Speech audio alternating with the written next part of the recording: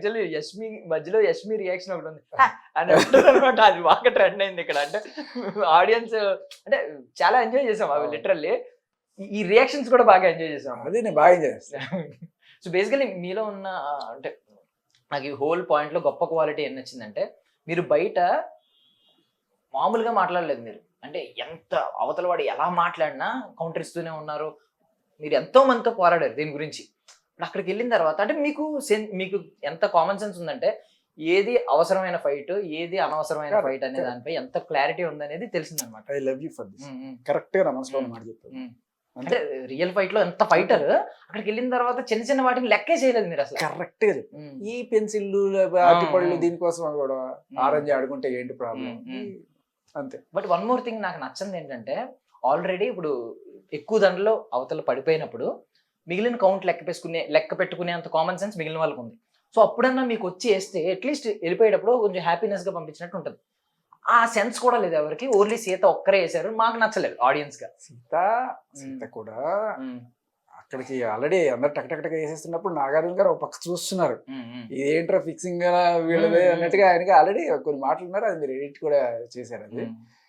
So అన్నారు అప్పటికి మీకు, సో అయితే మీకు మంచి పనోడు కావాలి ఇంటికి అంతేనా అని అడిగారు. తర్వాత ఈ దండలు వేస్తున్నప్పుడు లాస్ట్ దండ కూడా సీత వేసేటప్పుడు కూడా ఆమె కూడా అక్కడే వేసేది, కానీ ఫిక్సింగ్ అనుకుంటారని అక్కడ చెప్తున్నాం. మరి ఇక్కడ ఓకే, ఇది పెద్ద అంటే అప్పుడు IPL లో వచ్చిన అవి ఉన్నాయి కదా రూమర్స్ ఫిక్సింగ్ గురించి, CSK మీద. ఇక్కడ మీరు లిటరల్లీ ఎల్లో కూడా వేసుకున్నారు, ఒరిజినల్ ఫిక్సర్ మీరు ఇక్కడ. అదే ఫిక్సర్ అంటే నిజంగా ఉండేవాడిని. ఇప్పుడు నువ్వు ఒక మాట ఇచ్చాము, నాకు వెళ్ళే ముందు 2 కన్సర్న్స్ చెప్పాను వాళ్ళకు. ఒకటి మా ఆవిడ డెలివరీ, ఇంకోటి నేను వెజిటేరియన్, నాకు విటమిన్ డెఫిషియన్సీ కానీ ప్రోటీన్ డెఫిషియన్సీ కానీ ఉంటుంది, కాబట్టి మీరు ఫుడ్లో నేను అడ్జస్ట్ చేసుకుని ఇవి నాకు కంపల్సరీ అని చెప్పాను. వాళ్ళు ఎప్పుడైతే మాట తప్పారో ఇంకా నాకు అక్కడ ప్రాబ్లం అయింది, నేను వచ్చేసాను. సో మీరు హౌస్లోకి వెళ్ళే ముందు మనం మాట్లాడుకున్నాం, అనౌన్స్మెంట్ ఖచ్చితంగా లోపల వస్తుంది. నేను చెప్పాను గుర్తుందా, మీ బాబు గురించి అనౌన్స్మెంట్, అదే మీకు బేబీ పుట్టిన తర్వాత అనౌన్స్మెంట్ వస్తుంది. చాలా నేనే ముందు గెస్ట్ చేసి చెప్పాను అనమాట. నార్మల్ బయట చెప్తే ఎంత వైరల్ అవుతుందో తెలియదు, కానీ అక్కడ అనౌన్స్మెంట్ వస్తే ఒక అని చెప్పాను. సో ఇప్పుడు అప్పుడు అడిగాను, నేమ్ ఏమన్నా ఫిక్స్ చేశారా అని. అబ్బాయి అమ్మాయి కన్ఫర్మేషన్ రాలేదు కదా అని మీరు అన్నారు. అదే నిన్న కరాటే కళ్యాణ్ గారు ఒక భగవద్గీత గిఫ్ట్ ఇచ్చారు నాకు. ఇంట్లో కూర్చొని సరే వీడికి ఏం పేరు పెడదాము అని చెప్పి ఆలోచించుకుంటూ, సరే ర్యాండమ్గా ఒక పేజ్ తీసి దేవుడు ఏం పేరు పెడతారో చూద్దాం అని చెప్పి అలా పేజీలు తీస్తూ పేర్లు ఏమైనా ఉన్నాయని చూసుకుంటూ ఆడుతూ ఉంది అనమాట. రిజల్ట్ చెప్పలేదు, ఓకే ఆటగా రాలా, ఇంకా కన్క్లూజన్ రాలా. ఏదో రకరకాల పేరు, విదురు యక్త చేతన అని ఒక పేరు వచ్చింది. వద్దురా వాడు తిట్టుకుంటాడు రేపు అని ఆగిపోయాను. So nice. సో మీరు హౌస్ లోకి వెళ్ళిన తర్వాత మీరు లేని అదును చూసి ముంబైలోకి వెళ్ళి మాల్వి మల్హోత్రా గారు దానివల్ల జరిగేది ఏం లేదు. ఊరికి వెళ్ళి అడుచుకొని కాస్త హడావిడి చేసి రావడం తప్ప అక్కడ ఒరిగేది జరిగేది ఏం లేదు. నేను అప్పటికి రాజుని అడిగాను, ఏంటి అంటే ఏ టెన్షన్ లేదు బ్రో, లైట్, నువ్వు ఫస్ట్ మీ బుడ్డాడితో హ్యాపీగా ఉండు అని చెప్పాడు. బట్ వన్ థింగ్ ఏంటంటే మీరు లైట్ చేసిన ధైర్యం ఉంది ఆయనకి. బికాస్ మొన్న ఆయన ప్రమోషన్స్ కి వచ్చి ఆయనే ఓన్ గా ప్రమోట్ చేసుకున్నారు, భలే ఉన్నాడు మూవీ. చాలా మాకు ప్రమోషన్స్ లో కూడా చెప్పారు, ఆర్జే భాష రాకపోయిందంటే నా లైఫ్ వేరేగా ఉండేది, ఆయన మళ్ళీ మాకు ఊపిరి పోసాడు అన్నట్టు చెప్పారనమాట. డైరెక్టర్ కావచ్చు, ఆయన కావచ్చు. నేను అడిగినప్పుడు నేను క్యాజువల్ గా, అంటే నేను పూర్తిగా చెప్పకూడదు కదా, ఆయన రాకపోయిందంటే వేరేగా ఉండేది కదా లైఫ్ అని అడిగాను. మొత్తం వేరేగా ఉండేది, ఆర్జే భాష ఒక్కడే మెయిన్ రీజన్ అని చెప్పారు. మీకు ఒక సర్ప్రైజ్ కూడా ప్లాన్ చేస్తున్నాం అని చెప్పారు. యాక్చువల్లీ వాళ్ళు ఏమన్నా బిగ్ బాస్ లో ఛాన్స్ వస్తే ఒక సర్ప్రైజ్ నేను వెయిట్ చేశాను, రాస్తాను ఏమన్నా గెస్ట్ గా వస్తాడేమో. వచ్చినప్పుడు అట్లీస్ట్ నేనేమనుకున్నానంటే డెలివరీ డేట్ కన్నా ముందే ఫస్ట్ వీక్ ఎలిమినేషన్ ఎప్పుడైనా రాస్తారని వస్తాడేమో.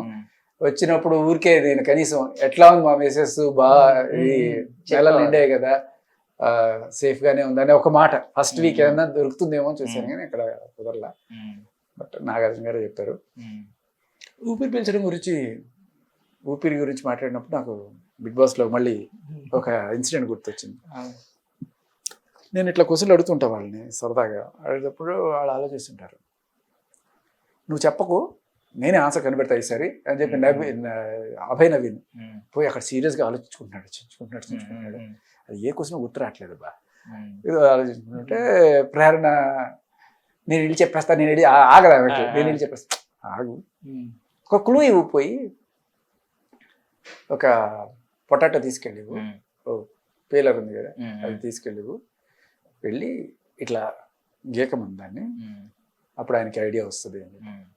అవునా అది ఎట్లా అంటే ఇట్లా ఇట్లా చేస్తే ఆలోచించినట్టు కదా, ఆయన ఆలోచించినట్టు అనమాట, ఆలోచించాడు అనమాట. ఆలోచించాడా అమ్మ బాబాయ్. తర్వాత ఇలాగే రియాక్షన్ వచ్చిన తర్వాత వెళ్ళి చెప్పాను అనమాట, ఇట్లా సరే అది అయిపోయింది, ఇప్పుడు నీకు పేలర్ లేదు, అయినా కూడా దాన్ని తొక్కు తీయాలంటే ఎలా అంటే, ఎలా అంటే గోడతో అంటే అట్లా కాదు అని చేస్తే చాలు, దాన్ని పీల్ చేసినట్టు కదా. మా వల్ల కావట్లేదు నువ్వు దండం పెట్టి నువ్వు పోరా బాబా అనేవాళ్ళు. ఒక్కసారి నలుగురు లేచి ఇట్లా ఒక నించో ఓ చెప్పి వెళ్ళారు వాళ్ళు. అలా we had really good time, అందరు మంచి ఫ్రెండ్స్.